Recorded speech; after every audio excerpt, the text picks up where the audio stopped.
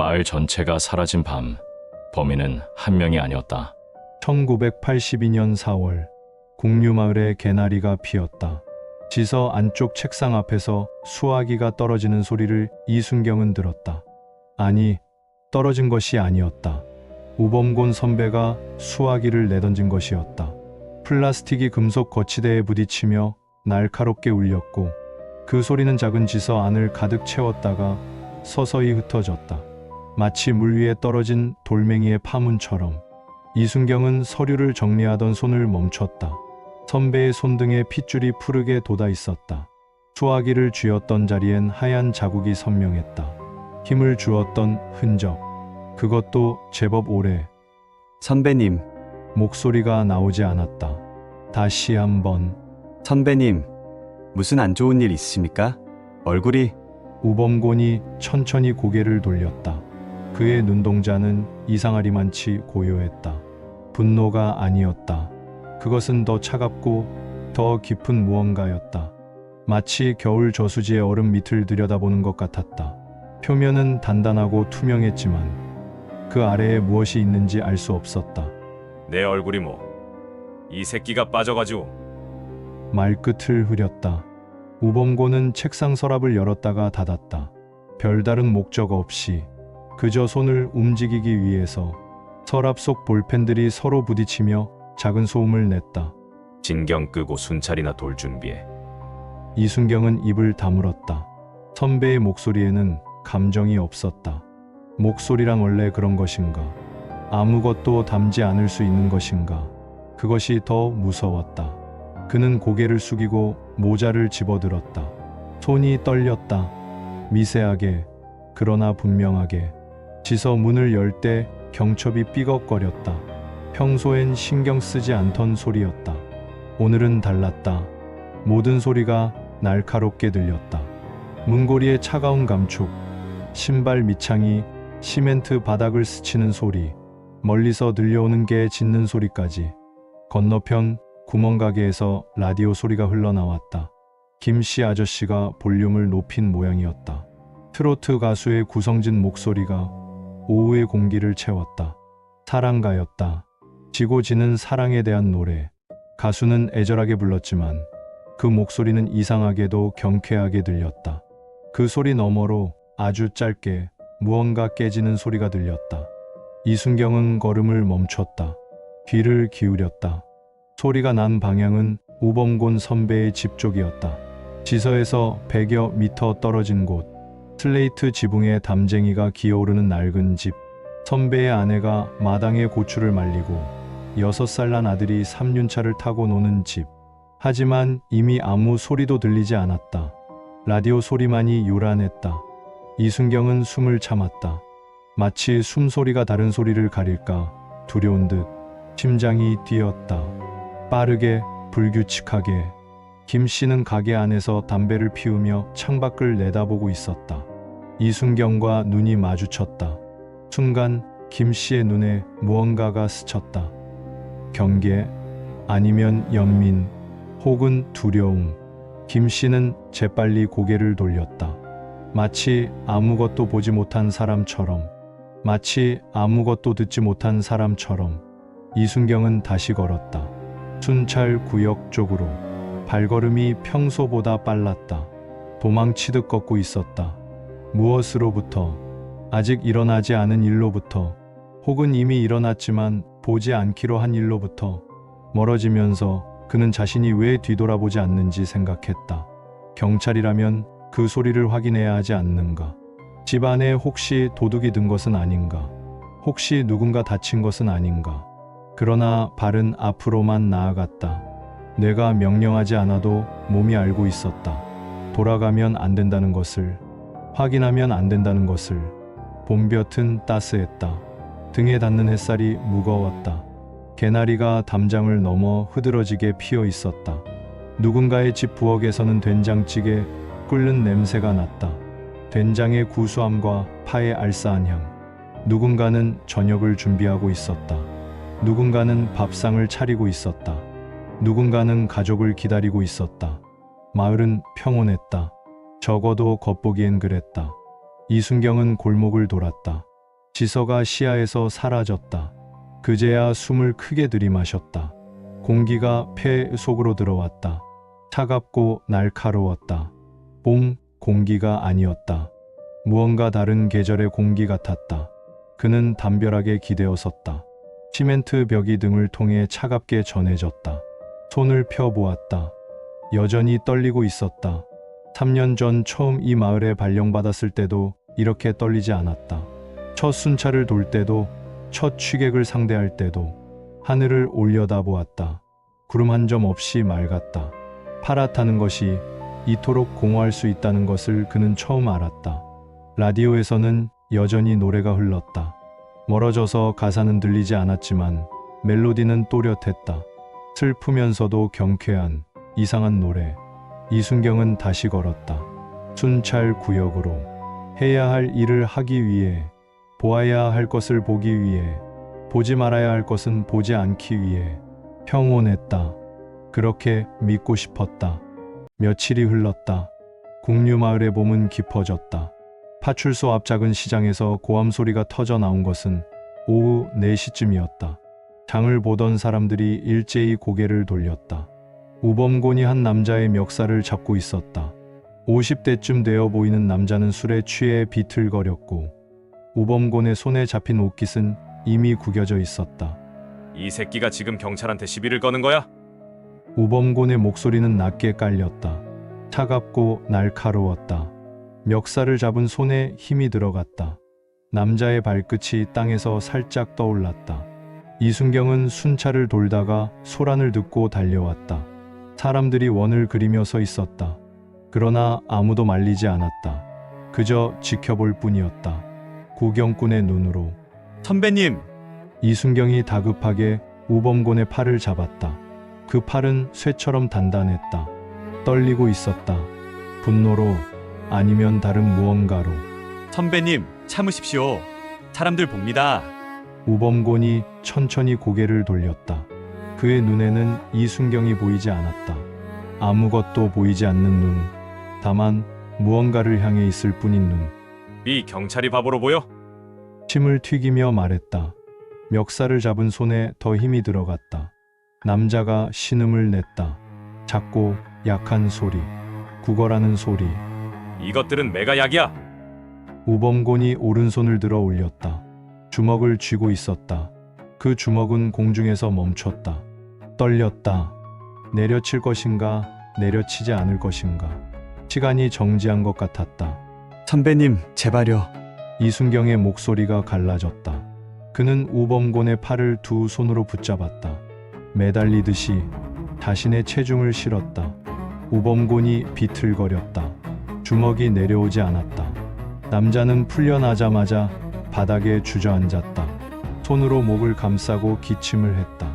가래에 섞인 소리. 그는 울먹이며 중얼거렸다. 미안합니다. 제가 잘못했습니다. 목소리는 떨렸다. 그러나 우범곤은 듣지 않았다. 그는 남자를 내려다보다가 침을 뱉었다. 남자의 발치에. 그리고 돌아섰다. 사람들은 길을 비켰다.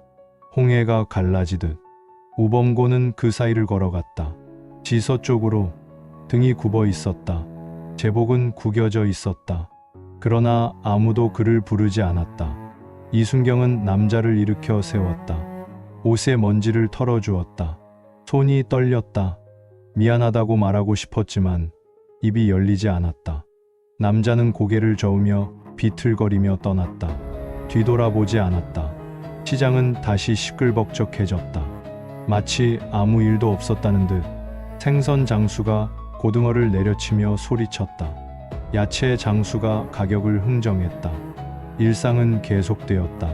균열은 흙으로 덮였다. 보이지 않게. 그날 밤 전양은 김씨의 구멍가게 문을 열었다. 문 위에 종이 짤랑거렸다. 경쾌한 소리였다. 어울리지 않게. 김씨는 카운터 뒤에서 신문을 읽고 있었다. 고개를 들었다. 전양과 눈이 마주쳤다. 그는 순간 숨을 멈췄다. 전양의 왼쪽 뺨에 멍이 있었다. 시퍼렇게 손가락 자국이 선명했다. 그녀는 머리카락으로 그것을 가리려 했지만 머리카락은 자꾸 흘러내렸다. 바람이 불 때마다, 움직일 때마다 라면 하나 주세요. 전양의 목소리는 작았다. 떨렸다. 그러나 애써 담담하게 말하려 했다. 마치 아무 일도 없었다는 듯 김 씨는 고개를 끄덕였다. 말없이 라면을 집어들었다. 계산기를 두드렸다. 딱, 딱, 딱. 숫자가 표시되었다.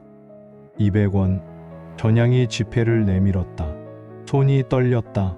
지폐가 공중에서 펄럭였다. 김 씨가 받았다. 손이 스쳤다. 전양의 손은 차갑고 거칠었다. 일하는 사람의 손, 거스름 돈을 건넬 때 김 씨는 전양의 눈을 보았다. 그 눈에는 무언가가 있었다. 부탁, 아니면 경고, 혹은 체념, 말하지 말아달라는 눈빛, 묻지 말아달라는 눈빛. 김 씨는 입을 열려다 다물었다. 묻고 싶었다. 괜찮냐고, 어디 아프냐고, 도와줄 게 있냐고. 그러나 목구멍에서 말이 돌처럼 무거웠다. 삼킬 수도 뱉을 수도 없었다. 대신 마른 침을 삼켰다. 목이 아팠다. 거스름 돈을 건넸다.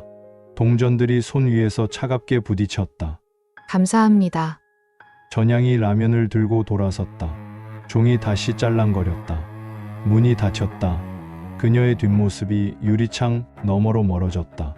가로등 빛 아래로, 어둠 속으로 김 씨는 그 자리에 서 있었다. 오래도록 카운터 위에 돈을 내려다보았다. 1,000원짜리 지폐 구겨져 있었다. 누군가의 손때가 묻어 있었다. 누군가의 땀이 배어 있었다. 그는 지폐를 집어 서랍에 넣었다. 서랍을 닫았다. 닫히는 소리가 작고 단단했다. 마치 무언가를 봉인하는 것 같았다. 외면은 이제 습관이 되어가고 있었다.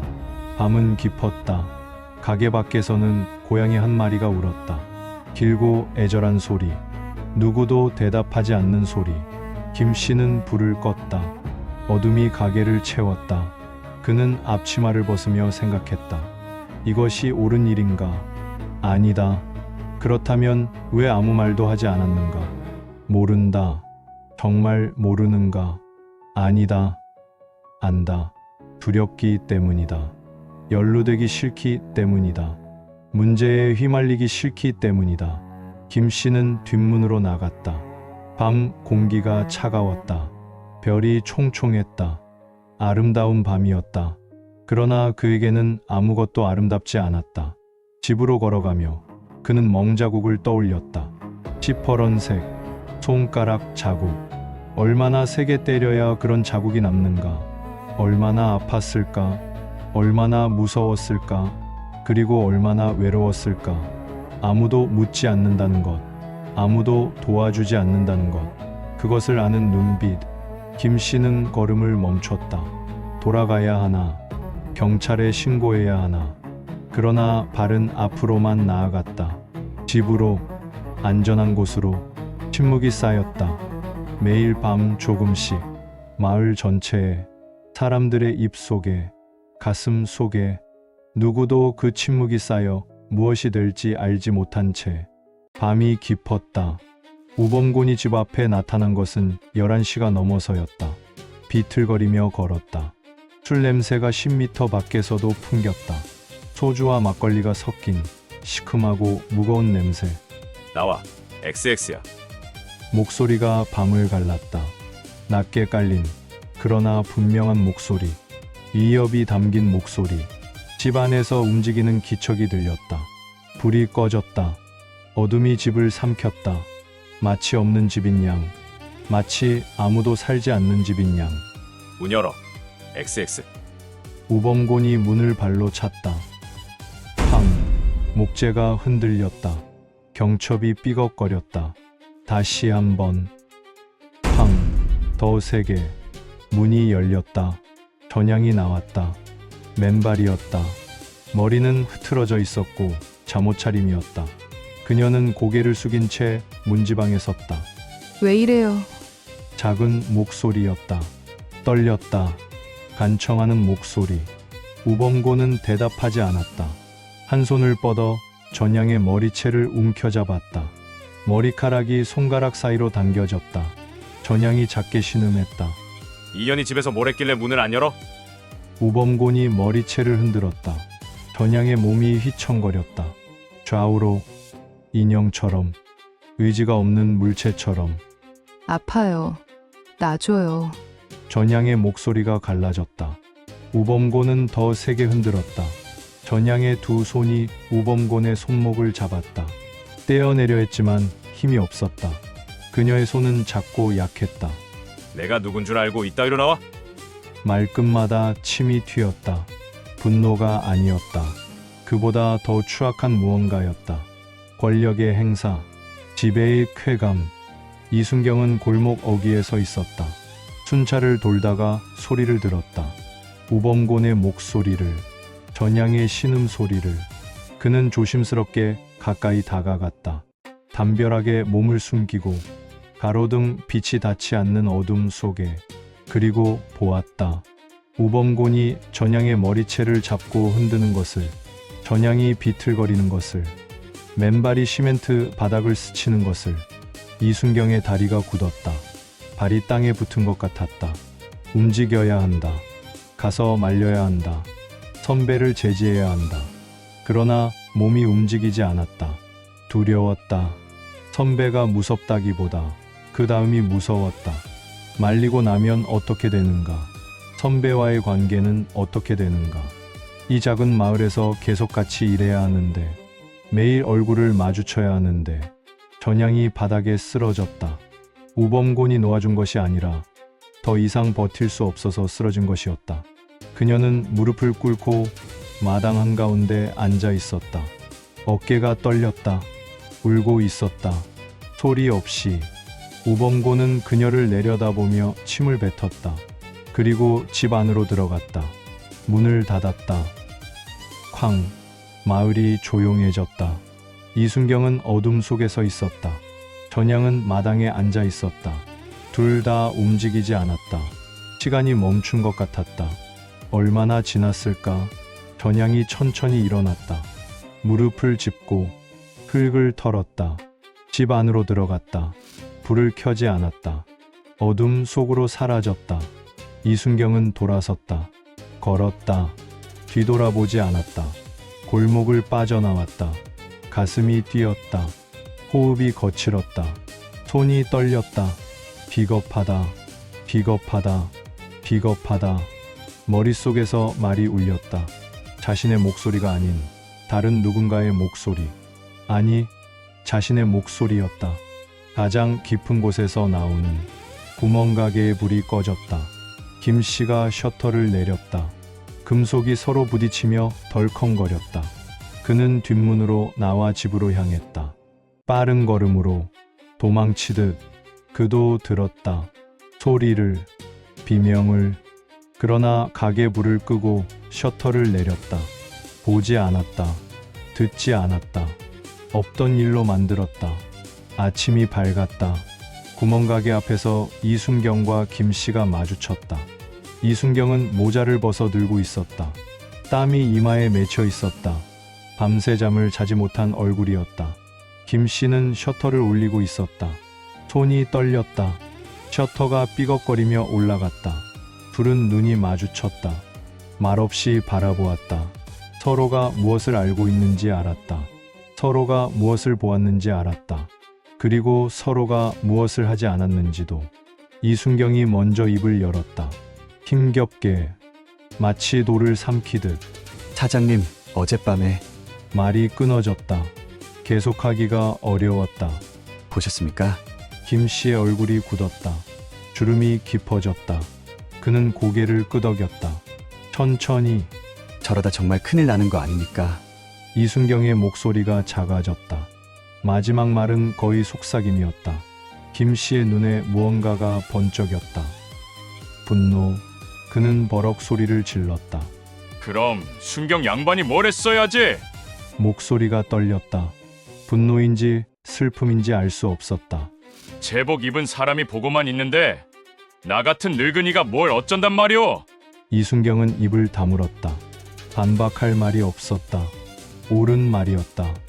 자신이야말로 가장 먼저 나섰어야 했다. 경찰이었으니까, 법을 지키는 사람이었으니까. 그러나 그러지 못했다. 죄송합니다. 이순경이 고개를 숙였다. 김 씨는 그를 노려보다가 한숨을 쉬었다. 길고 무거운 한숨. 모든 것이 담긴 한숨. 나도 미안하오. 소리를 지를 일이 아닌데. 김 씨가 가게 안으로 들어갔다. 이순경은 그 자리에 서 있었다. 모자를 다시 썼다. 햇살이 따가웠다. 등이 뜨거웠다. 책임의 화살은 서로를 향했다. 이순경은 자신의 무력함에, 김 씨는 자신의 비겁함에 분노했다. 그러나 진짜 화살이 향해야 할 곳은 따로 있었다. 둘 다 그것을 알았다. 그러나 그곳을 향해 화살을 쏠 용기가 없었다. 이순경은 걸었다. 순찰 구역으로. 해야 할 일을 하기 위해, 할 수 없는 일은 하지 않기 위해. 마을은 평온했다. 아이들이 골목에서 놀았다. 아낙네들이 빨래를 널었다. 개가 짖었다. 닭이 모이를 쪼았다. 일상은 계속되었다. 균열 위에서 깨지기 직전의 유리잔처럼 마을의 위태로운 평화는 파국을 향해 맹렬히 질주하고 있었다. 누구도 멈출 수 없었다. 아니, 멈추려 하지 않았다. 그것이 더 정확한 표현이었다. 저녁이었다. 6시쯤 우범곤의 집 마루에서 파리 한 마리가 날았다. 윙윙거리는 소리, 작고 성가신 소리. 파리는 식탁 위를 맴돌다가 우범곤의 가슴팍에 내려앉았다. 제복 위에, 가슴 왼쪽에. 전향이 보았다. 부엌에서 설거지를 하다가 손에 물기가 묻은 채로 그녀는 걸어갔다. 조용히 파리를 쫓아주려고. 그저 그뿐이었다. 다른 의도는 없었다. 파리가 남편을 귀찮게 하는 것 같아서. 그래서 손을 들어 올렸다. 탁! 손바닥이 우범곤의 가슴을 쳤다. 가볍게. 파리를 쫓기 위해. 파리는 날아갔다. 그것으로 끝이어야 했다. 그러나 끝이 아니었다. 우범곤의 몸이 굳었다. 그는 천천히 고개를 들었다. 전향을 보았다. 그녀의 손을, 자신의 가슴을 친 손을. 방금 뭐 한 거야? 목소리는 낮았다. 위협적으로 낮았다. 폭풍, 전의 고요 같은. 전향은 뒤로 물러났다. 본능적으로 손을 내렸다. 떨리는 손을. 파리가 있어서 그냥 말이 제대로 나오지 않았다. 입술이 떨렸다. 뭔가 잘못되었다는 것을 알았다. 사소한 행동이 사소하지 않은 것으로 변질되는 순간을 그녀는 수없이 경험했다. 파리. 우범곤이 일어났다. 의자가 뒤로 밀렸다. 바닥을 긁는 소리, 날카롭고 불길한 소리. 파리 때문에 날 쳤어? 한 걸음 다가왔다. 전향은 한 걸음 물러났다. 등이 벽에 닿았다. 더 이상 물러날 곳이 없었다. 아니, 그게 아니라 벌레 같은 년이 감히 나를 무시해? 목소리가 커졌다. 고함이 되었다. 얼굴이 붉어졌다. 핏줄이 목에 튀어나왔다. 전향은 손을 들어 올렸다.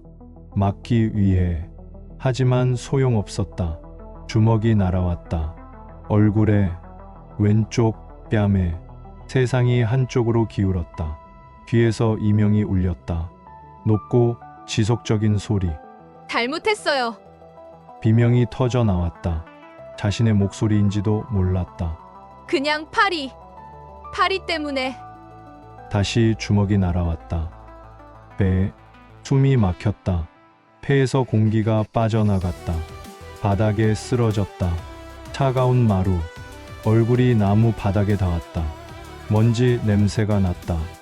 파리. 우범곤이 그녀를 내려다보았다. 발로 걷어찼다. 옆구리에. 한 번, 두 번, 세 번. 전향은 몸을 웅크렸다. 공처럼. 최대한 작게. 최대한 단단하게. 내년 눈엔 내가 파리로 보이나?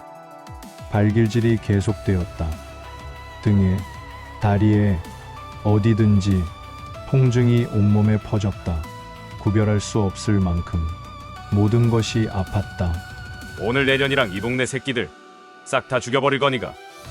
말이 끊어졌다. 호흡이 거칠었다. 우범고는 멈췄다. 전향을 내려다보았다. 그녀는 움직이지 않았다. 숨만 쉬고 있었다. 가늘고 약하게. 그는 돌아섰다. 신발을 신었다. 현관문을 열었다. 나갔다. 문을 닫았다. 쾅. 집이 조용해졌다. 전향은 바닥에 누워 있었다. 얼마나 지났을까?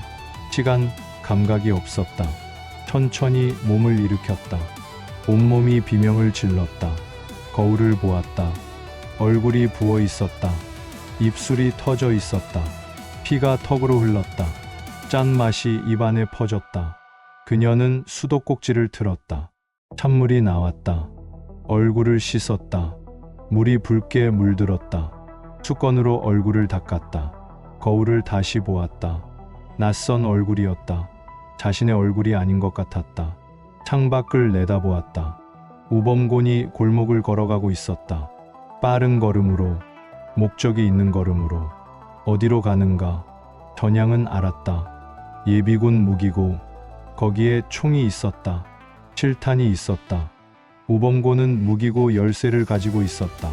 경찰이니까, 관리 책임자니까. 그녀는 문을 열고 밖으로 나가려 했다. 그러나 다리에 힘이 없었다. 주저앉았다. 문지방에 차가운 시멘트가 무릎에 닿았다. 누군가에게 말해야 한다. 경고해야 한다. 그러나 누구에게? 이순경에게, 김씨에게, 마을 사람들에게. 그들이 믿어줄까? 도와줄까? 아니면 또다시 외면할까? 전향은 울었다. 소리 없이. 눈물이 뺨을 타고 흘렀다. 부은 뺨 위로, 상처 위로. 짠 눈물이 상처를 스쳤다. 아팠다. 이순경은 파출소에 앉아 있었다. 시계를 보았다. 6시 10분. 근무가 곧 끝난다. 오늘은 일찍 퇴근할 수 있을 것 같았다. 별일 없는 하루였다. 아니, 별일 없는 척하는 하루였다. 그는 서류를 정리했다. 펜을 정리했다. 책상 서랍을 열었다 닫았다. 시간을 보냈다. 근무 시간이 끝나기를 기다렸다. 밖에서 발소리가 들렸다. 빠른 발소리. 이순경은 창밖을 내다보았다. 우범곤이었다. 어디론가 가고 있었다. 급한 걸음으로. 이순경은 궁금하지 않았다. 궁금해하고 싶지 않았다. 선배의 일에 관여하고 싶지 않았다. 그는 시선을 돌렸다. 서류에, 아무 의미 없는 글자들에 시계 초침이 움직였다. 똑딱 똑딱. 규칙적인 소리. 안정적인 소리. 아무 일도 일어나지 않는 소리. 김 씨는 가게 문을 잠그고 있었다. 일찍 문을 닫기로 했다. 오늘은 손님도 없었고 피곤했다. 밤새 잠을 제대로 자지 못했다. 어젯밤의 일이 머릿속을 맴돌았다. 전향의 울음소리가, 우범곤의 고함이. 그는 셔터를 내렸다. 금속이 덜컹거렸다. 자물쇠를 채웠다. 딸깍. 안전한 소리. 안으로 들어가면 밖의 일은 밖의 일이 되는 소리. 집으로 걸어가며 그는 멀리서 우범곤을 보았다. 빠르게 걷고 있었다. 어디론가. 김 씨는 고개를 돌렸다. 보지 않았다. 알고 싶지 않았다. 하늘이 어두워지고 있었다. 구름이 몰려왔다. 비가 올 것 같았다. 김 씨는 걸음을 재촉했다. 비를 맞기 전에 집에 가야 했다. 마을은 조용했다. 저녁 준비를 하는 연기가 굴뚝에서 피어올랐다. 아이들이 집으로 돌아갔다. 개들이 짖었다. 평범한 저녁이었다.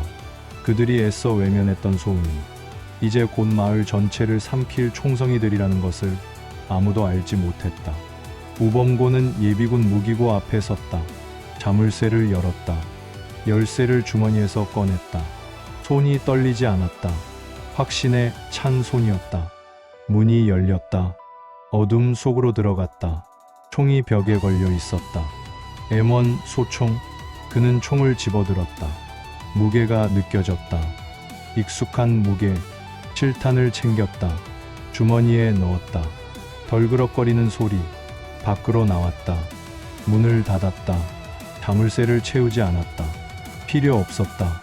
돌아올 생각이 없었다. 총을 어깨에 메고 걸었다. 마을 쪽으로, 집 쪽으로, 목적이 분명한 걸음으로. 밤이 깊어졌다. 별이 하나둘 나타났다. 바람이 불었다. 차가운 바람. 무언가 끝나고 무언가 시작되는 바람. 방아쇠는 당겨졌다. 아직 총성은 울리지 않았지만 이미 방아쇠는 당겨진 것이나 다름없었다. 첫 총성은 7시 30분에 울렸다. 마을 동쪽 끝, 박신의 집 앞. 총성은 밤을 찢었다. 날카롭고 폭력적인 소리. 메아리가 골목을 타고 퍼져나갔다. 개들이 일제히 짖기 시작했다. 미친 듯이, 공포에 질린 듯이. 이순경은 파출소 책상에 앉아 있었다. 퇴근 준비를 하던 중이었다. 총성을 들었다. 멀리서, 그러나 분명하게. 사냥총인가? 누가 사냥을 하나? 하지만 이 시간에 마을 안에서 무전기가 울렸다. 지직거리는 잡음과 함께 누군가 소리쳤다. 고함이었다.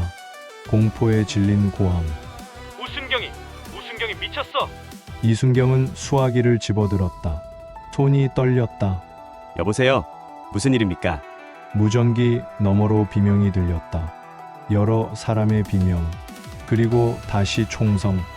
더 가까운 곳에서 귀를 찢는 소리. 총을. 으악! 비명이 끊어졌다. 통신이 두절되었다. 지직거리는 잡음만 남았다. 이순경은 수화기를 귀에 댄 채 얼어붙었다. 우순경, 우범곤 선배, 불가능했다. 있을 수 없는 일이었다.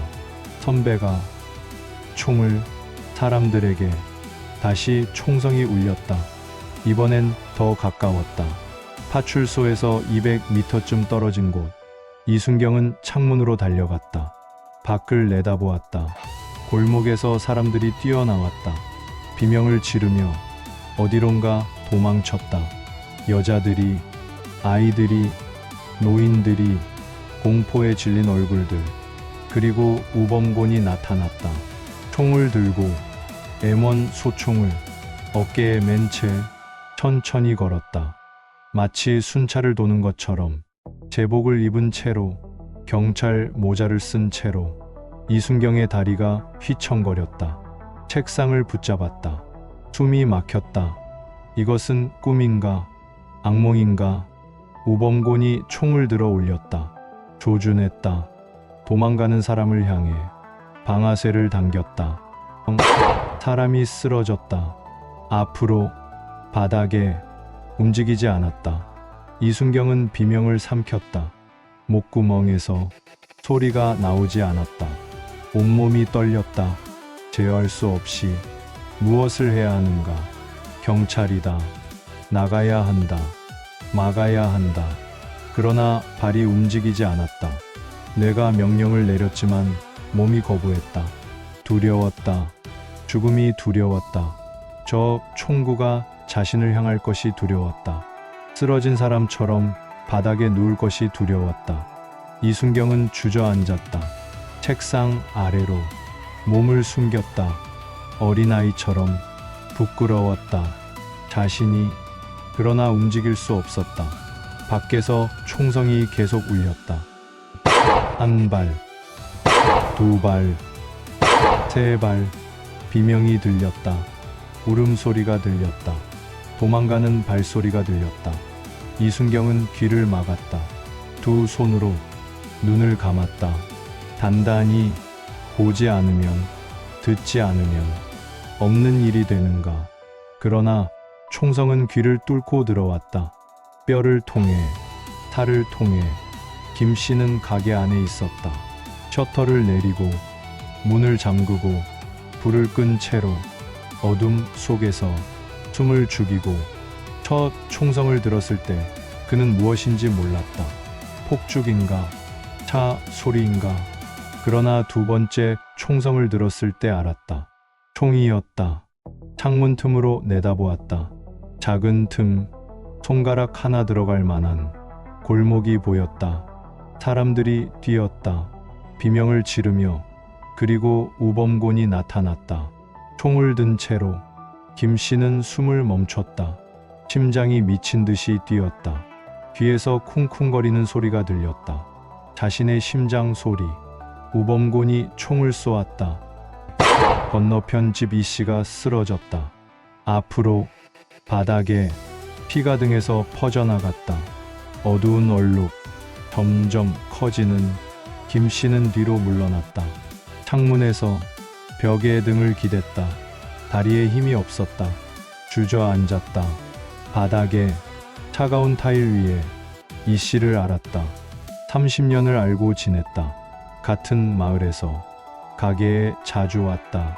담배를 사갔다. 농담을 했다. 웃었다. 이제 죽었다. 바닥에 누워 피를 흘리며 김씨는 울었다. 소리 없이 눈물이 흘렀다. 멈출 수 없었다. 손으로 입을 막았다.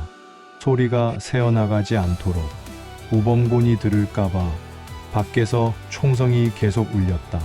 가까워졌다. 멀어졌다. 다시 가까워졌다. 비명이 들렸다. 울음소리가, 도망가는 발소리가. 김씨는 기도했다. 신을 믿지 않았지만 기도했다. 살려달라고. 제발 자신을 지나쳐가라고. 이 가게를 보지 말라고. 셔터 너머로 발소리가 들렸다. 가까워졌다. 멈췄다. 가게 앞에서 김씨는 숨을 참았다. 완전히 죽은 사람처럼. 발소리가 멀어졌다. 다른 곳으로 김씨는 숨을 내쉬었다. 천천히, 조용히 살았다. 아직은. 그러나 얼마나 더. 그가 걸어 잠근 것은 가게 문이 아니라 스스로의 무덤이었음을 깨달았다. 나갈 수 없었다. 움직일 수 없었다. 도망칠 수 없었다. 그저 기다릴 수밖에.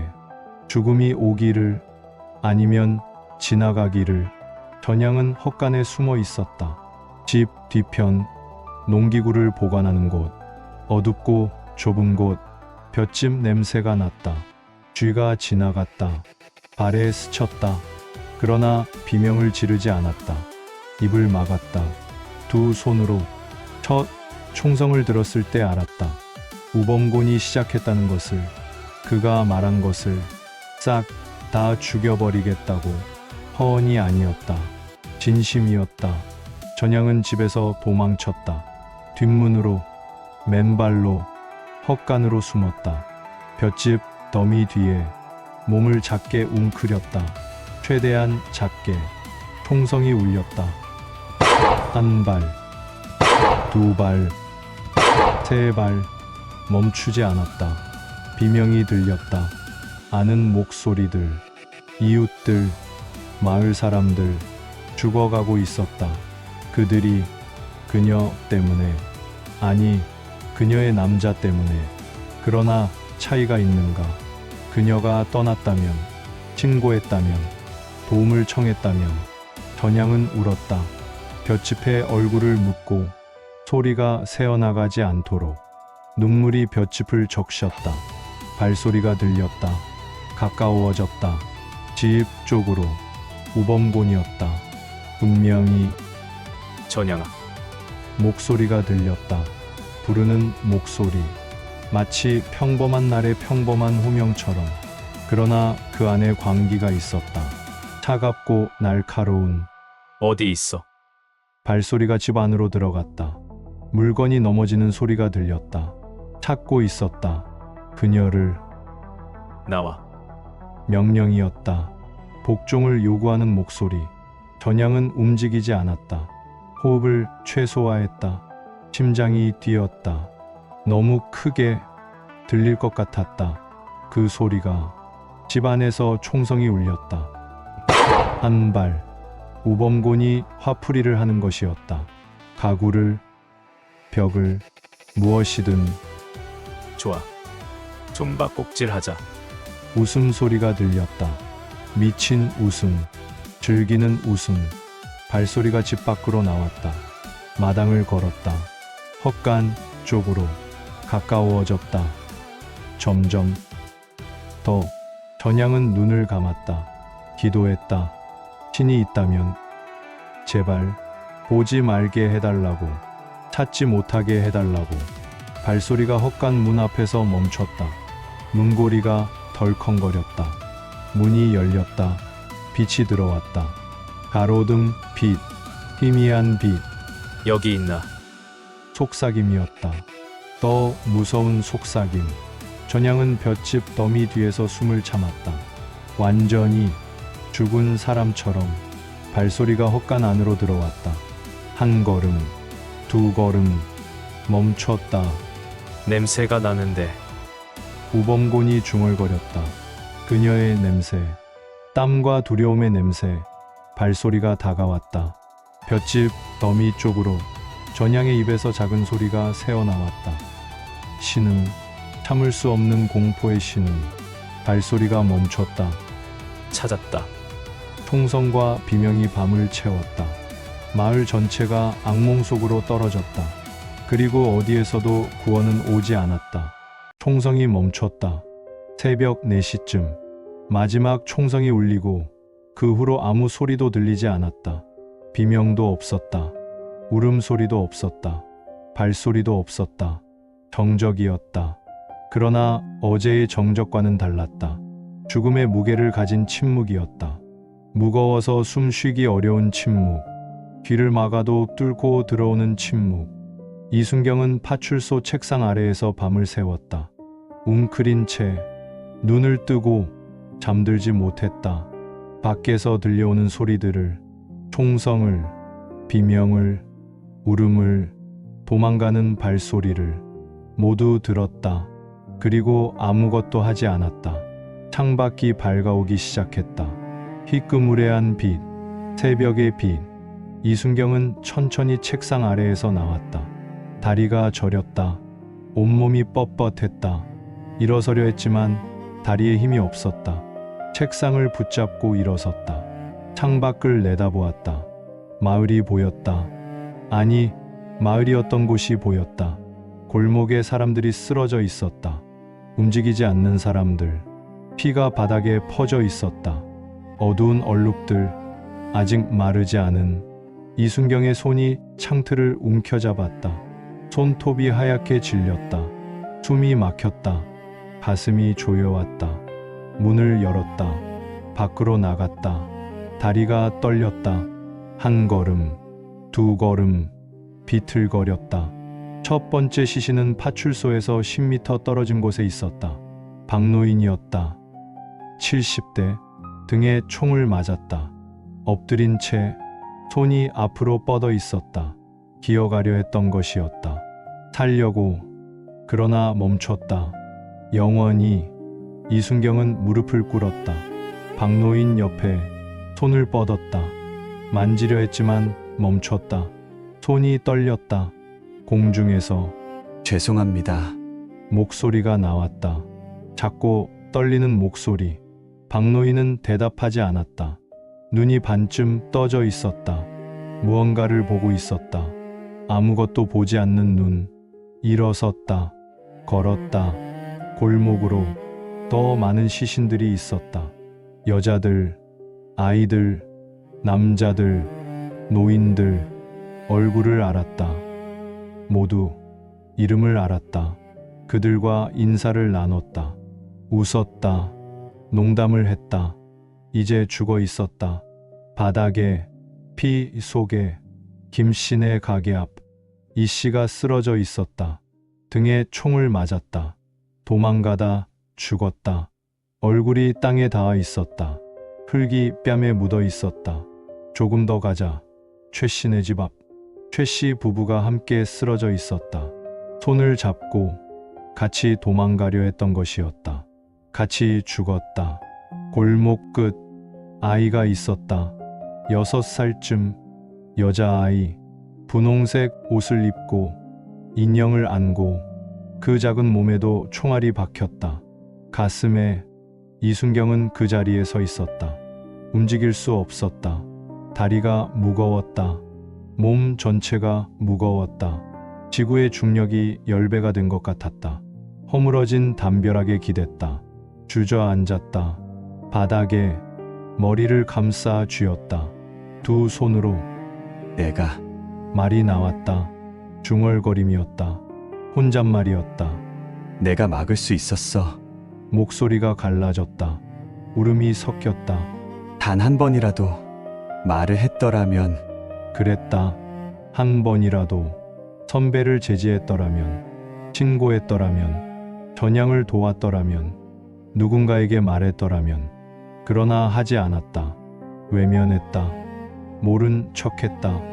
괜찮아질 거라 믿었다. 아니, 믿고 싶었다. 믿는 척했다. 문제를 일으키지 않으면 된다. 그것이 그의 신념이었다. 조용히 근무하고, 조용히 퇴근하고, 조용히 살아가는 것. 그 신념이 이것을 만들었다. 죽음을, 학살을, 이 참혹함을. 이순경은 울었다. 소리내어 담벼락에 기댄 채 제복이 눈물로 젖었다. 멈출 수 없었다. 눈물이, 후회가, 죄책감이. 김씨는 가게 안에 있었다. 밤새 웅크리고 있었다. 어둠 속에서 총성이 멈춘 후에도 움직이지 않았다. 두려웠다. 우범곤이 아직 밖에 있을까봐, 기다리고 있을까봐.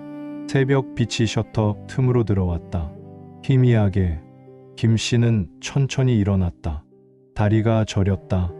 온몸이 아팠다. 셔터에 다가갔다. 귀를 기울였다. 밖에서 아무 소리도 들리지 않았다. 바람 소리만, 멀리서 새가 우는 소리만. 손을 뻗어 셔터를 잡았다.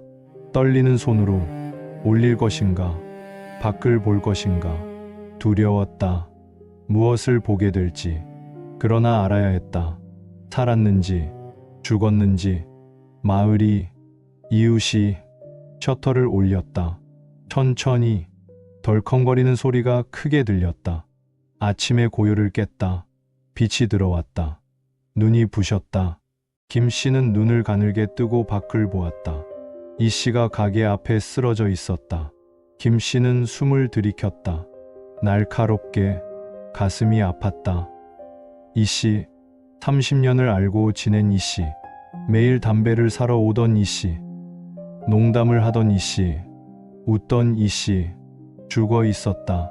등에 총을 맞고 피 속에 누워 김씨는 가게 밖으로 나갔다. 비틀거리며 이씨에게 다가갔다. 무릎을 꿇었다. 손을 뻗어 이씨의 어깨를 만졌다. 차갑고 단단했다. 생명이 없었다. 이서방, 목소리가 떨렸다. 울음이 섞였다. 이서방, 일어나요. 일어나라니까.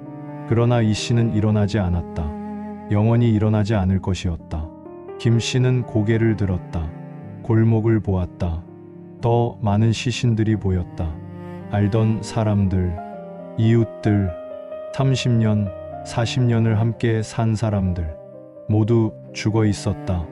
남의 집 일이라며 외면했다. 나와 상관없다고 생각했다. 문을 잠그고 귀를 막고 눈을 감았다. 그 결과였다. 이것이. 김씨는 얼굴을 두 손으로 감쌌다. 울었다. 통곡했다. 몸이 흔들렸다. 이씨의 시신 옆에서. 미안하오. 이서방, 미안해. 말이 흘러나왔다. 끝없이. 그러나 소용없었다. 사과는 죽은 자에게 닿지 않았다.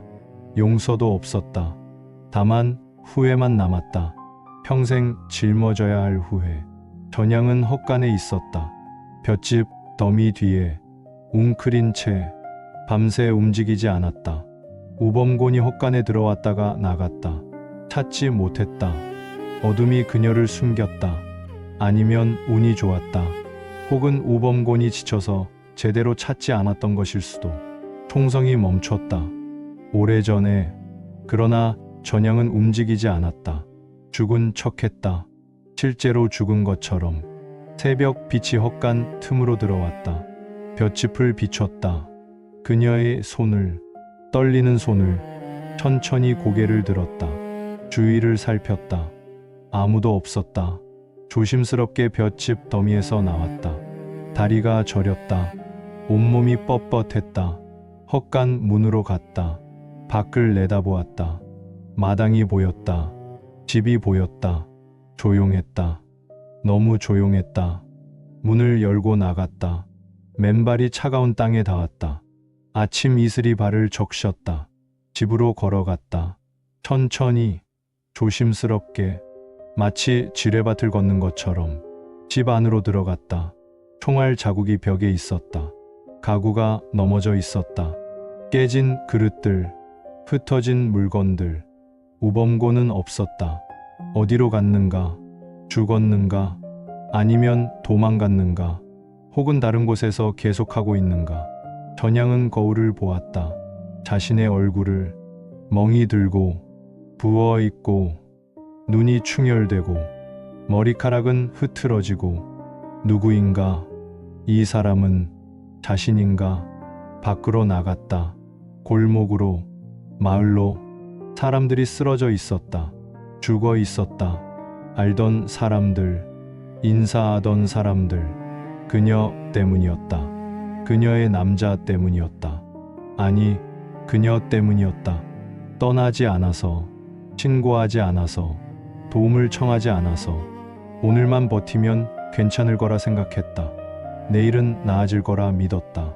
언젠가는 변할 거라 희망했다. 그 희망이 이것을 만들었다. 죽음을, 학살을, 이 참혹함을. 전향은 걸었다. 넋을 잃은 채 시신들 사이를. 아무 표정 없는 얼굴로. 눈물도 나오지 않았다. 이미 말랐다. 아니면 울 자격이 없다고 몸이 판단한 것이었다. 폐허가 된 집터 앞에 섰다. 불탄 집. 우범곤이 불을 질렀던 것이었다. 재만 남았다. 검은 재, 삶의 흔적들이 모두 재가 되었다. 그 자리에 서 있었다. 오래도록 해가 떠올랐다. 따스한 햇살. 그러나 그녀는 느낄 수 없었다. 따스함을, 차가움을, 아무것도. 뒤늦은 후회는 살아남은 자들에게 내려진 가장 잔인한 형벌이었다. 죽은 자들은 평화로웠다. 고통이 끝났으니. 그러나 살아남은 자들은 평생 이것을 짊어져야 했다. 후회를, 죄책감을, 그날 밤의 기억을. 마을은 조용했다. 새들이 울었다. 바람이 불었다. 해가 떠올랐다. 세상은 계속되었다. 마치 아무 일도 없었다는 듯. 그러나 모든 것이 변했다. 영원히. 이틀이 지났다. 외부에서 사람들이 왔다. 경찰차 세대, 검은색, 번호판이 서울이었다. 조사관들이 내렸다. 양복을 입고 서류 가방을 들고 마을을 둘러보았다. 표정 없는 얼굴로. 시신들은 이미 치워졌다. 군인들이 와서 옮겼다. 트럭에 실었다. 어디론가 갔다. 혈흔은 아직 남아 있었다. 바닥에, 벽에, 검은 얼룩으로. 마을 회관이 임시 조사실이 되었다. 책상이 놓였다. 의자가 놓였다. 형광등이 켜졌다. 하얗고 차가운 빛. 조사가 시작되었다. 김 씨가 먼저 불려갔다. 의자에 앉았다. 딱딱한 나무 의자. 앞에 조사관이 앉아 있었다. 40대쯤. 피곤한 얼굴. 눈 밑에 다크서클. 담배 냄새가 났다. 성명은? 김영수입니다. 직업은? 구멍가게를 합니다. 30년째. 조사관이 펜으로 서류에 적었다. 글씨를 쓰는 소리. 종이에 펜이 긁히는 소리. 사건 당일 어디에 계셨습니까? 가게에 있었습니다. 문을 일찍 닫고. 왜 일찍 닫았습니까? 김 씨는 잠시 머뭇거렸다. 대답을 찾았다. 안전한 대답을. 피곤해서요. 그날따라. 조사관이 고개를 끄덕였다. 믿는지 안 믿는지 알 수 없는 표정. 우범곤 씨를 알고 있었습니까? 예. 이 마을 파출소 경찰입니다. 아니, 경찰이었습니다. 과거형으로 말했다. 우범고는 이제 없었다. 사건 후 스스로 목숨을 끊었다. 마을 뒷산에서 자신이 쐈던 총으로. 우범곤 씨의 평소 행동에 대해 알고 계신 게 있습니까? 김 씨는 손을 비볐다. 땀이 났다. 손바닥에. 긴장했다. 글쎄요. 저는 잘 모릅니다. 그냥 가끔 가게에 오고 그랬죠. 폭력적인 행동을 목격한 적은? 침묵이 흘렀다. 김 씨는 조사관을 보았다. 조사관은 김 씨를 보았다. 둘 다 기다렸다. 대답을 있었습니다. 김 씨가 말했다. 작은 목소리로. 언제입니까? 며칠 전에 시장에서 취객하고 시비가 붙었는데 거의 때릴 뻔했습니다. 그때 신고는 하셨습니까? 아니요. 왜 안 하셨습니까? 김 씨의 얼굴이 붉어졌다. 부끄러움인지 분노인지 내가 뭘 압니까? 목소리가 커졌다. 억울하다는 투로. 난 그냥 장사치요. 경찰도 아니고. 조사관은 표정을 바꾸지 않았다. 담담하게 물었다. 그럼 누가 알았어야 합니까? 그런 건 옆집 사는 순경 양반이 더 잘 알았겠지. 김 씨가 손으로 책상을 쳤다. 둔탁한 소리. 경찰이 몰랐다는 게 말이나 됩니까? 말을 하면서 김 씨는 깨달았다. 자신이 무엇을 하고 있는지. 책임을 넘기고 있었다. 이순경에게, 같은 생존자에게, 같은 피해자에게. 그러나 멈출 수 없었다. 살아야 했다. 살아남아야 했다. 이 조사를, 이 마을을, 이 기억을. 같이 근무하던 사람이 매일 얼굴을 보는데 이상한 걸 못 느꼈다는 게 말이 됩니까? 가? 조사관이 적었다. 서류에 김 씨의 말을. 그 말은 증거가 될 것이었다. 누군가를 향한 칼이 될 것이었다. 이순경이 불려갔다. 같은 의자에 앉았다. 같은 조사관 앞에 형광등 빛이 눈이 부셨다. 머리가 아팠다. 우범곤 씨와 같이 근무하셨죠? 예, 얼마나 오래? 3년입니다. 그 기간 동안 특이사항은 없었습니까? 이순경은 입을 다물었다. 생각했다. 무엇을 말할 것인가? 무엇을 숨길 것인가? 특이사항. 있었다. 많았다. 우범곤의 분노. 폭력. 전향에 대한 학대. 시장에서의 사건. 밤의 소리들. 그러나 말하면 어떻게 되는가? 왜 신고하지 않았냐고 물을 것이다. 왜 막지 않았냐고. 왜 방치했냐고. 자신의 책임이 드러날 것이다.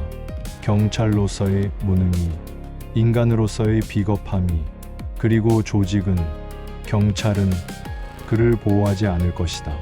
오히려 희생양으로 만들 것이다.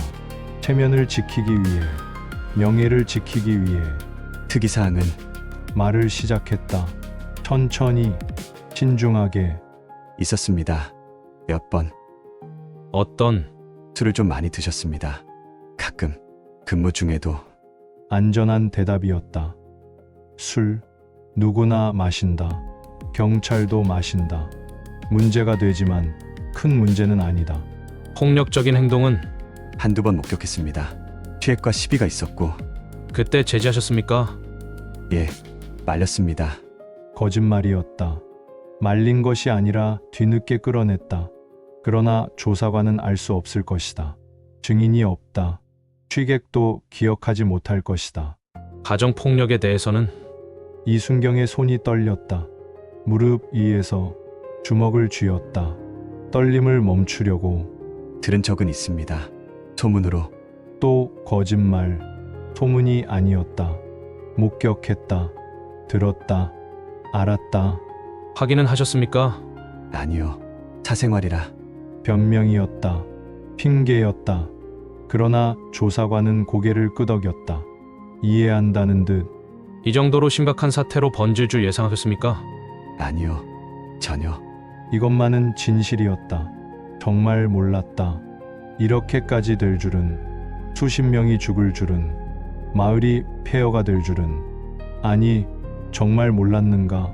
조짐은 있었다. 신호는 있었다. 경고는 있었다. 다만 보지 않았을 뿐, 듣지 않았을 뿐. 진술은 이상입니다. 서명하십시오. 조사관이 서류를 밀었다. 이순경은 펜을 들었다. 떨리는 손으로 이름을 썼다. 자신의 이름을. 이 거짓말 위에 일어섰다. 문을 향해 걸었다. 뒤에서 조사관의 목소리가 들렸다. 순경님, 멈췄다. 돌아보지 않고 다음엔 미리 말씀하시오. 이렇게 되기 전에 이순경은 대답하지 않았다. 문을 열고 나갔다. 밝은 햇살이 얼굴을 때렸다. 눈이 부셨다. 아니, 눈물 때문이었다. 참았다. 흘리지 않았다. 경찰은 울지 않는다. 울 자격이 없다. 전향도 불려갔다. 의자에 앉았다. 멍든 얼굴로, 부은 얼굴로 조사관이 그녀를 보았다. 잠시 표정이 흔들렸다. 동정, 아니면 연민, 힘드시겠습니다. 조사관이 말했다. 다른 두 사람에게는 하지 않았던 말. 전향은 대답하지 않았다. 고개를 숙였다. 머리카락이 얼굴을 가렸다. 몇 가지만 여쭤보겠습니다. 우범곤 씨의 평소 행동은 어땠습니까? 폭력적이었습니다. 작은 목소리였다. 떨렸다. 언제부터입니까? 처음부터. 왜 신고하지 않으셨습니까? 전향이 고개를 들었다. 조사관을 보았다. 눈이 텅 비어 있었다. 신고요. 누구한테요? 경찰에. 그 사람이 경찰인데요. 조사관은 입을 다물었다. 할 말이 없었다. 동사무소나 이웃에게라도. 말했습니다. 여러 번. 아무도 돕지 않았어요. 목소리에 힘이 없었다. 원망도 없었다. 단지 사실을 말할 뿐이었다. 이웃들이 알고 있었습니까? 모두 알고 있었어요. 소리를 들었을 테니까. 비명을, 울음을. 그런데 아무도 오지 않았어요. 조사관이 적었다. 서류에 그러나 무엇을 적는가? 죽은 자들은 증언할 수 없다. 살아남은 자들은 부인한다. 진실은 어디에 있는가? 마지막으로 사건 당일 어디에 계셨습니까? 헛간에 숨어 있었습니다. 왜 신고하지 않으셨습니까? 총을 가져간 것을 알았을 텐데. 전향은 웃었다. 쓴 웃음. 목소리 없는 웃음. 누가 믿어주나요? 지금까지 아무도 믿지 않았는데. 조사관은 더 이상 묻지 않았다. 전향은 일어났다. 나갔다. 비틀거리며 문을 닫았다. 조사실이 조용해졌다. 조사관은 서류를 정리했다. 세 사람의 진술. 김 씨는 책임을 이순경에게 넘겼다. 이순경은 모호하게 얼버무렸다. 전향은 모두를 고발했지만 증거가 없었다. 진실은 조각났다. 각자가 자신의 주머니에 숨겼다. 편한 조각만 내놓았다. 불편한 조각은 감췄다. 보고서가 작성될 것이다. 우범곤 개인의 정신적 문제로 결론 지어질 것이다. 조직의 책임은 최소화될 것이다. 이웃의 무관심은 언급되지 않을 것이다. 시스템의 실패는 감춰질 것이다. 그렇게 진실은 무너졌다. 살아남은 자들에 의해, 그들의 생존을 위해, 그들의 명예를 위해 죽은 자들만이 진실을 알았다. 그러나 그들은 말할 수 없었다. 영원히 마을은 조용했다. 조사관들이 떠나갈 것이다. 며칠 후 보고서를 들고 마을은 잊힐 것이다. 시간이 지나면 기록에만 남을 것이다. 통계, 숫자로. 그러나 살아남은 자들은 기억할 것이다. 평생 그날 밤을, 총성을, 비명을, 그리고 자신들의 침묵을. 무너진 것은 진실만이 아니었다. 인간성이었다. 공동체였다. 믿음이었다. 모든 것이 무너졌다. 그리고 그 폐허 위에 거짓이 세워졌다. 편안한 거짓, 살아남기 위한 거짓, 잊기 위한 거짓. 시간이 흘렀다. 1년이 지났다. 2년이 지났다. 3년이 지났다. 공류마을의 이름은 신문에서 사라졌다. 처음엔 일면에 실렸다. 큰 글씨로, 사진과 함께. 그러나 일주일이 지나자 3면으로 밀렸다. 한 달이 지나자 작은 기사가 되었다. 석 달이 지나자 아무도 기억하지 않았다. 다른 사건들이 일어났다. 다른 비극들이. 세상은 멈추지 않았다. 계속 돌아갔다. 무심하게. 마을에는 아무도 살지 않았다. 빈집들만 남았다. 담벼락은 무너졌다. 풀이 자랐다. 지붕이 내려앉았다. 폐허가 되었다. 서서히, 자연스럽게. 가끔 누군가 찾아왔다. 호기심 많은 사람들. 사진을 찍었다. 떠들었다. 그리고 떠났다. 마을은 다시 조용해졌다. 그러나 살아남은 자들에게 시간은 멈춰 있었다. 그날 밤에 영원히 이순경은 다른 지역으로 발령받았다. 남쪽 어느 도시, 바다가 가까운 곳, 새로운 파출소, 새로운 동료들, 새로운 시작. 그는 일을 열심히 했다. 성실했다. 조용했다. 동료들과 어울렸다. 웃었다. 술도 마셨다. 평범한 경찰이었다. 겉으로는 아무도 몰랐다. 그의 과거를, 공류마을을, 그날 밤을. 비가 오는 날이 있었다. 여름밤, 장마철, 빗소리가 지붕을 두드렸다. 요란하게, 끝없이. 이순경은 파출소 책상에 앉아 있었다. 야간 근무, 혼자. 형광등 빛 아래 무전기에서 지직거리는 소리가 났다. 잡음. 그러나 그 잡음 너머로 무언가 들렸다. 비명이었다. 우순경이 미쳤어! 이순경은 벌떡 일어났다. 무전기를 보았다. 켜져 있었다. 그러나 아무 소리도 나지 않았다. 지직거리는 잡음만. 환청이었다. 그는 주저앉았다. 의자에 머리를 감싸 쥐었다. 두 손으로 흔들었다. 고개를 지워내려 했다. 소리를, 기억을. 그러나 지워지지 않았다. 계속 들렸다. 비명이, 총성이, 울음소리가, 도망가는 발소리가. 밤마다 그랬다. 비가 오는 날이면, 조용한 날에도, 언제나, 어디서나 침묵의 대가였다. 그가 선택한 침묵에 평생 따라다닐 유령. 그는 술을 마시기 시작했다. 많이, 매일, 잊기 위해, 잠들기 위해, 소리를 지우기 위해. 몇 년 후 낯선 도시의 포장마차. 이순경이 앉아 있었다. 구석 자리에 혼자. 소주병이 테이블 위에 3개 놓여 있었다. 빈 병. 4번째 병을 따르고 있었다. 손이 떨렸다. 소주가 잔을 벗어나 테이블에 흘렀다. 투명한 액체, 알코올 냄새. 잔을 들어 올렸다. 입으로 가져갔다. 마셨다. 한 번에 목구멍이 타들어갔다. 좋았다. 이 고통이, 물리적인 고통이 정신적인 고통보다 나았다. 한 잔 더 마시면 혼잣말이었다. 작은 목소리, 취한 목소리. 잊을 수 있나? 웃었다. 쓴 웃음, 목소리 없는 웃음. 잊히지가 않는데. 잔을 테이블에 내려놓았다. 3개. 소리가 났다. 포장마차 주인이 흘끗 보았다. 그러나 아무 말도 하지 않았다. 취객은 흔했다. 혼잣말하는 취객도. 이순경은 손을 보았다. 자신의 손을.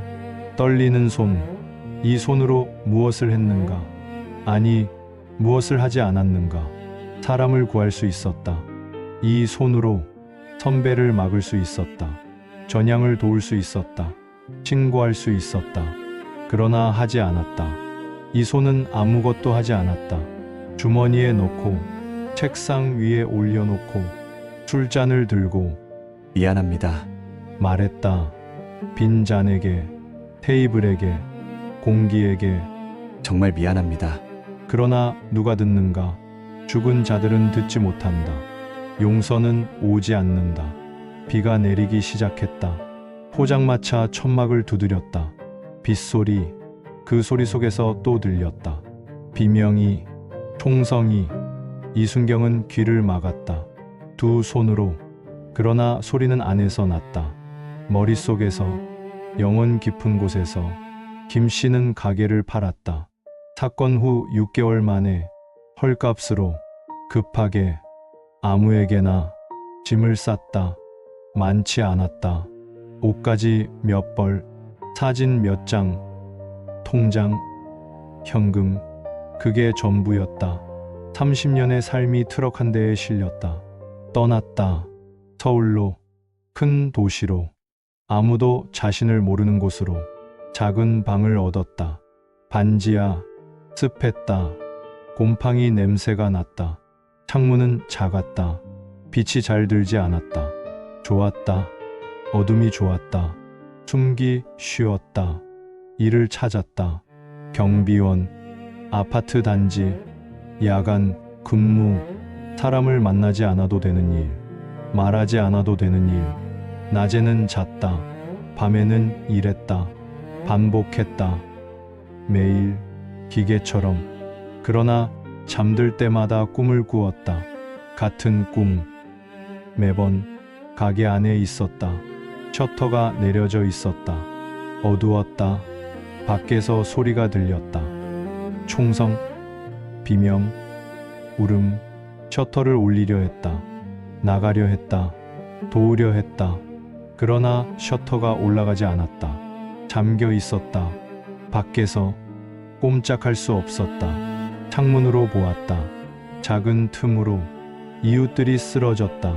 하나씩, 둘씩 피를 흘리며 손을 뻗었다. 그에게 도와달라고, 살려달라고. 그러나 그는 움직일 수 없었다. 갇혀 있었다. 셔터 안에, 자신이 내린 셔터 안에. 소리를 질렀다. 꿈속에서 미안하다고, 도와주고 싶다고. 그러나 목소리가 나오지 않았다. 입이 열리지 않았다. 이웃들이 하나씩 사라졌다. 죽었다. 그는 혼자 남았다. 어둠 속에 갇혀서. 그리고 깼다. 비명을 지르며 땀에 젖어 침대 위에. 방은 어두웠다. 반지하는 낮에도 어두웠다. 시간을 알 수 없었다. 아침인지 오후인지. 김 씨는 일어났다. 세면대로 갔다. 물을 떠서 얼굴을 씻었다. 찬물, 거울을 보았다. 낯선 얼굴이었다. 늙은 얼굴. 주름이 깊어졌다. 머리는 하얗게 새었다. 몇 년 만에 이웃을 만나지 않았다. 말을 하지 않았다. 전화도 하지 않았다. 친구도 없었다. 가족도 없었다. 혼자였다. 완전히. 그것이 편했다. 아무도 묻지 않았다. 과거를, 국류마을을, 그날 밤을.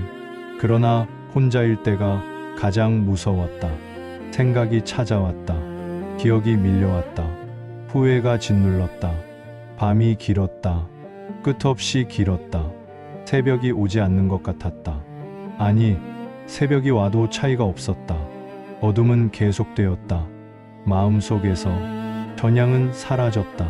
조사가 끝난 후 어느 날 갑자기 흔적도 없이 집에서 나갔다. 아니, 집이라 부를 수 없었다. 폐허에서 나갔다. 가방 하나 들고 어디로 갔는지 아무도 몰랐다. 버스를 탔다는 사람도 있었다. 기차를 탔다는 사람도 있었다. 산으로 갔다는 소문도 있었다. 죽었다는 소문도 있었다. 진실은 아무도 몰랐다. 전향은 걸었다. 오래, 멀리, 이름 모를 마을에 도착했다. 작은 마을, 산골, 사람이 많지 않은 곳. 여관을 얻었다. 한 달 살이, 다시 한 달. 계속 일을 했다. 식당에서 설거지, 청소, 말이 필요 없는 일, 과거를 묻지 않는 일. 주인은 친절했다. 나이 든 여자였다. 묻지 않았다. 어디서 왔는지, 무슨 일이 있었는지. 그저 일을 시켰다. 밥을 주었다. 그게 전부였다. 전향은 말을 하지 않았다. 최소한만. 예, 아니요, 알겠습니다. 그 정도만. 목소리를 잃은 것 같았다. 아니, 목소리를 버린 것이었다. 더 이상 말하고 싶지 않았다. 아무에게도. 밤에는 혼자였다. 작은 방에서 이불을 뒤집어 썼다. 어둠 속에서. 울지 않았다. 눈물이 나오지 않았다. 이미 다 흘렀다. 아니면 울 자격이 없다고 생각했다. 그녀 때문이었다. 모든 것이. 우범곤을 떠나지 않아서, 신고하지 않아서, 더 일찍 도망가지 않아서. 죽은 사람들의 얼굴이 떠올랐다. 밤마다 이웃들, 아이들, 노인들 모두 그녀를 보았다. 원망하는 눈으로 왜 살려주지 않았냐고, 왜 막지 않았냐고. 전향은 대답할 수 없었다. 변명도 할 수 없었다. 미안하다는 말도 소용없었다. 그저 살았다. 하루하루 숨만 쉬었다. 기계처럼 의미 없이. 누군가 그녀를 알아볼까 봐 두려웠다. 신문에 사진이 실렸었다. 작은 사진. 그러나 누군가는 기억할 수도 있었다. 그 사건을, 그 마을을, 그 여자를. 그래서 머리를 잘랐다. 짧게 염색을 했다. 검은색으로. 거울을 보지 않았다. 자신의 얼굴을 보고 싶지 않았다. 시간이 흘렀다. 그녀는 나이를 먹었다. 빠르게 30대였지만 40대처럼 보였다. 주름이 생겼다. 머리가 새기 시작했다. 몸이 아팠다. 그날 밤에 폭행 후유증이었다. 갈비뼈가 쑤셨다. 허리가 아팠다. 그러나 병원에 가지 않았다. 약을 사 먹었다. 진통제 많이. 매일 고통이 좋았다. 물리적인 고통이 정신적인 고통을 잊게 해주었다. 잠깐이라도. 세월이 흘렀다. 10년이 지났다. 20년이 지났다. 이순경은 퇴직했다. 일찍 45세. 건강상의 이유로. 알코올 중독이었다. 간이 나빠졌다. 몸이 망가졌다. 작은 집에서 혼자 살았다. 결혼하지 않았다. 가족을 만들 자격이 없다고 생각했다. 친구도 없었다. 술만 있었다. 그리고 기억. 끝없는 기억. 김 씨는 더 늙었다. 70이 넘었다. 경비 일도 그만뒀다. 몸이 말을 듣지 않았다. 반지하 방에서 하루 종일 누워 있었다. 텔레비전을 켰다. 소리를 켰다. 크게. 생각을 지우기 위해. 침묵을 피하기 위해. 전향은 어디에 있는가? 아무도 몰랐다. 살아있는지도, 죽었는지도, 어쩌면 그녀만이 자유로운 것일지도 몰랐다. 완전히 사라져서 흔적도 없이 진실은 파편으로 남았다. 각자의 기억 속에 서로 다른 버전으로. 누구도 완전한 그림을 보지 못했다. 누구도 완전한 용서를 받지 못했다. 침묵의 대가는 끝나지 않았다. 평생의 형벌이었다. 죽을 때까지 짊어져야 할 십자가였다. 북류마을은 완전히 폐허가 되었다. 건물들이 무너졌다. 풀이 덮었다. 나무가 자랐다. 자연이 회복했다. 사람의 흔적을 지웠다. 가끔 누군가 찾아왔다. 역사 연구자, 기자, 다큐멘터리 제작자. 사진을 찍었다. 영상을 찍었다. 기록했다. 그러나 진실은 찾지 못했다. 살아남은 자들은 말하지 않았다. 입을 다물었다. 죽은 자들은 말할 수 없었다. 마을에는 표지판이 세워졌다. 작은 표지판. 여기에 국류마을이 있었다고. 1982년 4월에 비극이 있었다고. 수십 명이 죽었다고. 그게 전부였다. 차가운 사실만, 숫자만, 날짜만. 사람들의 이름은 없었다. 얼굴은 없었다. 이야기는 없었다. 그들이 어떻게 살았는지, 어떻게 죽었는지, 누가 그들을 외면했는지. 침묵이 모든 것을 덮었다. 죽은 자들의 목소리를, 살아남은 자들의 고백을, 진실을. 그날 이후 마을의 시간은 영원히 멈췄다. 1982년 4월 어느 밤에 첫 총성이 울린 순간에, 그리고 살아남은 자들의 시간도 멈췄다. 같은 밤에, 같은 순간에 움직이는 것처럼 보였지만 실제로는 멈춰 있었다. 그날의 포로가 되어 평생 바람이 불었다. 폐허를 지나 무너진 집들 사이를. 풀을 흔들었다. 나무를 흔들었다. 그리고 지나갔다. 마을은 조용했다. 영원히 조용할 것이었다. 진실도 함께 영원히.